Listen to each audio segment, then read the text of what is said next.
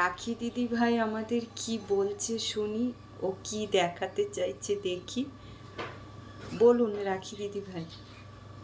হায় ভগবান, একজন পুরুষ এমবিবিএস করা ডাক্তার সে পাচ্ছিল এতদিন বিধবা ভাতার, কেলো করেছে।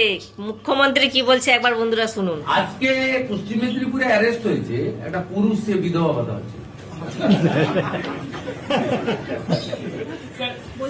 এইবার আপনারাই বলুন বন্ধুরা, বিজেপি 12 পাতা ফর্ম ফিল আপ করিয়ে ঠিক করছে না ভুল করছে? যেভাবে সরকারের টাকায় বেআইনি ভাবে লুটপাট করছে এইসব চোরেরা।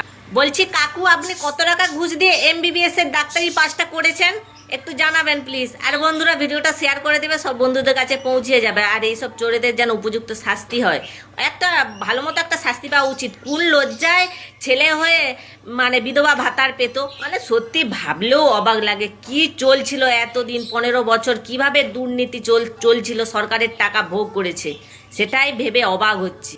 তাই বিজেপি সরকারকে আমরা ক্ষমতা এনে কোনো ভুল করিনি। আমাদের মুখ্যমন্ত্রীকে প্রণাম জানাতে হয়, এত পরিষ্কার করছে, কেঁচো খুঁড়তে কেউটে বেরিয়ে যাচ্ছে।